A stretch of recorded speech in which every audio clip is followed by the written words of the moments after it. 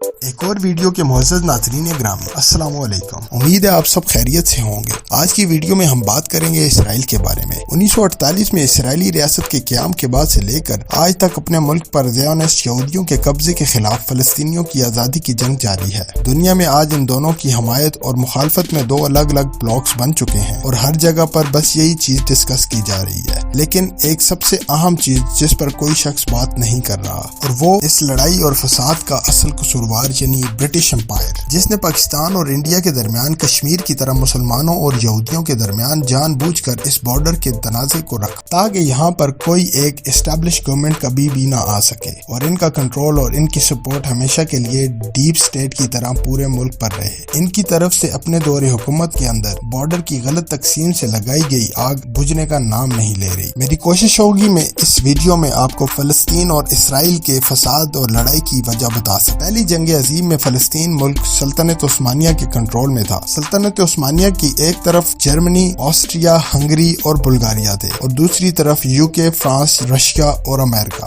اتنی بڑی جنگ میں شامل ہو کر سلطنت عثمانیہ کافی کمزور ہو گئی اور اس کمزوری کا فائدہ اٹھا کر شریف مکہ برطانیہ کے جاسوس لارنس آف عربیہ کی باتوں میں آ کر عرب سرزمین کا کنٹرول انہیں دینے کے وعدے پر بغاوت کر دی، لیکن یہ وعدہ برٹش کی طرف سے صرف ایک دھوکہ تھا۔ لیکن سلطنت عثمانیہ یہ جنگ ہار گئی اور اس کے کئی ٹکڑے ہو گئے، جس سے موجودہ دور کے بہت سے ملک وجود میں آئے، جس میں لبنان، ترکی، سیریا، اردن، فلسطین اور عراق وغیرہ ہیں۔ ترکی کے علاوہ باقی تمام ممالک کے بارڈرز کو بغیر سوچے سمجھے تقسیم کر دیا گیا، جس سے آپس میں ان کے اختلافات زیادہ ہونے لگے، جن میں فلسطین بھی شامل تھا۔ برٹشر یہ بات اچھی طرح سے سمجھتے تھے کہ وہ کیا کر رہے ہیں، اور وہ جانتے تھے کہ ایسا کرنے سے عرب خطے کے اندر انسٹیبلٹی پیدا ہوگی، اور اسی بات کا فائدہ اٹھا کر وہ اپنے کنٹرول ان ممالک پر ہمیشہ کے لیے رکھ پائیں گے۔ اب یہ جنگ کیونکہ فرینچ اور برٹشر نے مل کر لڑی تھی، لہٰذا دونوں حکومتوں کے درمیان ایک ایگریمنٹ ہوا، جس کے مطابق ان دونوں ممالک نے سلطنت عثمانیہ کے آزاد ہونے والے علاقوں کو آپس میں تقسیم کر لیا۔ اس عرب خطے کے اندر انسٹیبلٹی رکھنے کے پیچھے دراصل برٹشر کی ایک اور بھی اہم وجہ تھی، اور وہ وجہ تھی سویس کینال۔ یہ چھوٹی سی کینال برٹشر کے لیے بہت ہی عام تھی، کیونکہ یہ لوگ شروع سے ہی کاروباری تھے، اور ان کی امپائر کے اندر انڈین اوشن سے یورپ کے اندر میڈیٹرینین سی تک جوڑنے کا کام یہی سویس کینال کرتی تھی۔ اس لیے اس پر ڈائریکٹ یا انڈائریکٹ کنٹرول ان کے لیے بہت ہی ضروری تھا، کیونکہ یہ کینال ایشیا اور یورپ کو سب سے کم فاصلے سے جوڑتی تھی۔ فلسطین ایک زمانے میں یہودیوں کا گھر تھا، اور وہاں سے یہ در بدر ہو کر پورے یورپ کے اندر ہزاروں سالوں سے پھیل چکے تھے اور برطانیہ میں موجود تھے۔ سلطنت عثمانیہ کے دور کے اندر ہزار کوششوں کے باوجود اس وقت سلطان عبدالحمید ان کے ساتھ فلسطین کا سودا کرنے کے لیے تیار نہ ہوئے، تو ان لوگوں نے بغاوت کروا کر سول وار شروع کروا دی۔ اب سلطنت عثمانیہ کے ٹوٹنے کے بعد ان کے پاس واپسی کا بہترین موقع تھا، جس کا یہودیوں نے بھرپور فائدہ اٹھایا۔ تب وہاں پر زیونسٹ موومنٹ کی شروعات کی گئی کہ ہمیں اپنا آبائی ملک فلسطین واپس دیا جائے۔ فلسطین میں اس وقت 97% مسلم اور صرف 3% یہودی آباد۔ فلسطین ملک میں مسلمان ملک کی جگہ یہودی اسٹیٹ برٹشر کے فائدے میں۔ برٹشر نے اپنے فائدے دیکھتے ہوئے فوراً برٹش فارن سیکرٹری نے ایک عام یہودی برٹش کمیونٹی کے ممبر کو یہ خط لکھا۔ یہ خط لکھ کر وعدہ کیا کہ ہم یہودی قوم کو ایک یہودی ریاست بنانے میں مدد کریں گے۔ اسی دوران جب دوسری جنگ عظیم شروع ہوئی اور ہٹلر نے یہودیوں کو قتل عام شروع کیا، تو اسی کو بنیاد بنا کر آہستہ آہستہ یہودیوں نے فلسطین میں زمینیں خریدنا شروع کر دی اور یہاں پر آباد ہونے شروع ہو گئے۔ فلسطین میں رہنے والے لوگوں کو ان کے گھروں میں سے نکالنے اور زمینوں پر قبضہ کرنا شروع کر دیا۔ اسی طرح آہستہ آہستہ فلسطین کے اندر مسلمانوں کی آبادی کم ہونے لگی، جس کا سارا قصوروار برطانیہ تھا، جس نے یہاں کی عوام کی مرضی کے بغیر یہودیوں کو فلسطین میں آباد کیا۔ یہ سب دیکھ کر 1936 میں فلسطین کی عوام نے تنگ آ کر برطانوی حکومت کے خلاف بغاوت کر دی۔ برٹشر نے اپنی عادت کے مطابق اسے بغاوت کا رنگ دیا اور اسے ختم کرنے کی بہت کوشش کی، لیکن یہ آواز بند نہ ہو سکی۔ آخر کار تنگ آ کر برٹشر نے 1942 میں خود کو اس معاملے سے نکال کر یہودی اور مسلمانوں کو آمنے سامنے کر دیا، لیکن ان دونوں قوموں اور مذاہب کے ماننے والوں کے درمیان جو نفرت کی آگ شروع ہوئی وہ آج تک ختم نہ ہو سکی۔ 1947 میں یہ معاملہ یونائٹڈ نیشن کے اندر چلا گیا۔ یونائٹڈ نیشن نے دنیا کے سامنے دکھاوا کرتے ہوئے یہ تجویز دی کہ فلسطین ملک کو 2 ریاستوں میں بانٹ دیا جائے، جس میں 45% حصہ فلسطین کے لوگوں کے لیے اور جبکہ 55% حصہ یہودیوں کو دے دیا جائے، اور یروشلم شہر ان دونوں کے پاس ہوگا اور اس پر کسی کا کنٹرول نہیں ہوگا۔ یہ بہت بڑی زیادتی تھی، کیونکہ مسلمان اس وقت بھی یہودی قوم سے ڈبل تھے۔ اسی بنیاد پر اسرائیل ملک وجود میں آیا، جسے آس پاس کے عرب ممالک نے قبول کرنے سے انکار کر دیا، اور 1948 میں عرب اسرائیل جنگ شروع ہو گئی اور 5 عرب ممالک نے اسرائیل پر حملہ کر دیا، جس میں عراق، ایران، لبنان، ایجپٹ اور جارڈن شامل تھے۔